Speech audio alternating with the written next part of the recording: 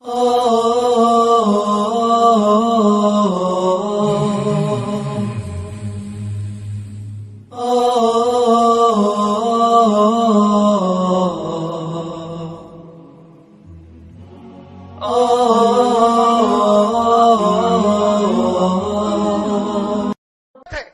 نے اللہ کے نبی کریم صلی اللہ علیہ وسلم کی محبت ان کے دلوں میں اس قدر بڑھا دی تھی کہ اپنی جان دینے کے لیے کھڑے ہو گئے تھے یہ لوگ اللہ کی خاطر.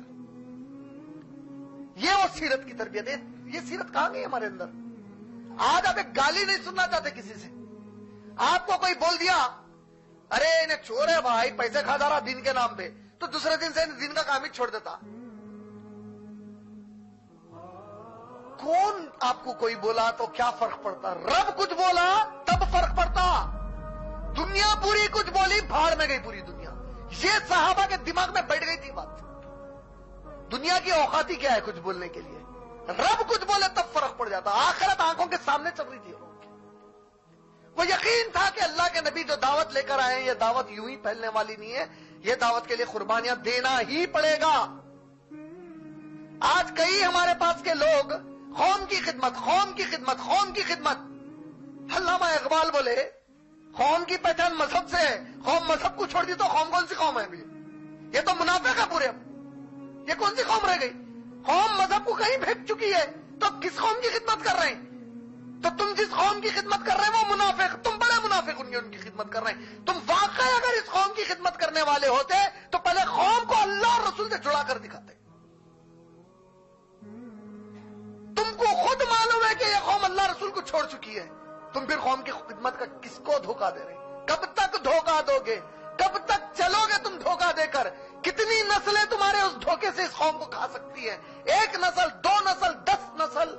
تم 100 نسل بھی کھا لو گے تو اللہ کی شریعت کے اندر ایک رائی کے دانے کے اتنا فرق آنے والا نہیں ہے. قیامت میں ٹھہرو گے حساب دینے سے اللہ تعالیٰ. پوری دنیا کے حالات بدل سکتے ہیں، اللہ کے رسول کی سیرت کبھی نہیں بدل سکتی. طے ہو چکی ہے اللہ کی طرف سے وہ سیرت. یہی سیرت جنت کا راستہ ہے. اس کے علاوہ کوئی اور طریقہ تم لاؤ گے تو اللہ ہرگز تم کو جنت میں داخلہ دینے والے نہیں. کیسے کیسے ظلم ہوئے اللہ کے نبی کریم صلی اللہ علیہ وسلم کے صحابہ پر. سمیہ رضی اللہ تعالیٰ عنہ کہاں ہیں ہماری آج مائیں ویسی؟ وہ جذبے والی مائیں کہاں ہیں؟ وہ جذبے والے نوجوان عمار بن یاسر کی طرح کہاں ہیں آج؟ وہ باپ کہاں ہیں یاسر رضی اللہ تعالیٰ عنہ کی طرح؟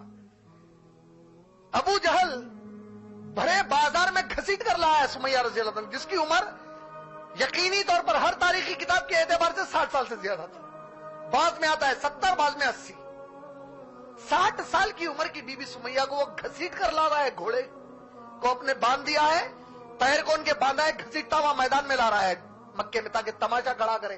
سائیکولوجیکلی اللہ کے نبی کو ڈپریشن میں ڈالنا چاہتا تھا. اچھا تم لوگ نہیں چھوڑتے، اب دیکھو ہم کیا کیا طریقے سے تم کو تکلیفیں دے کے دچیاں اڑاتی ہیں. نعوذ باللہ. بی بی سمیہ لائے گئے. عمار بن یاسر نوجوان بیٹا بھاگتے آ رہا ہے ماں کے پیچھے اپنے، دوڑتا ہوا گیا اللہ کے نبی کریم صلی اللہ علیہ وسلم کے پاس. کہتا ہے یا رسول اللہ میری ماں کو لا لیے، بازار میں لائے، تماشا بنا رہے میری ماں کا. اللہ کے نبی صلی اللہ علیہ وسلم دوڑتے ہوئے عمار بن یاسر کے ساتھ آتے ہیں. جب قریب پہنچتے ہیں تو کھیرا ڈال کر رکھا ہوا ہے ابو جہل، کسی کو گھسنے نہیں دیتا. انہیں برہنا کر رہا ہے.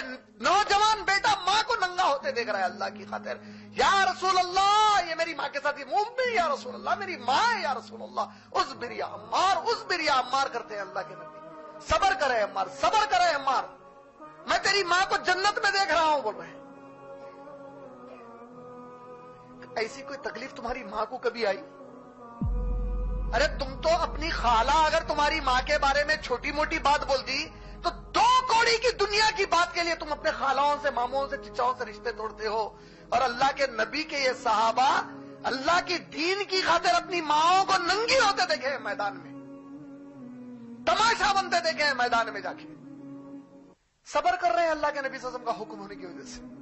یہاں تک کہ عمار بن یاسر رضی اللہ تعالیٰ عنہ کہتے ہیں میری ماں کے شرمگاہ میں ابو جہل نے برچھا مارا. وہ زمین پر جب گر گئی خونم خان ہو کر وہ چھوڑ کر بھاگا. میرے نبی اور میں دوڑتے ہوئے میری ماں کی طرف بھاگے.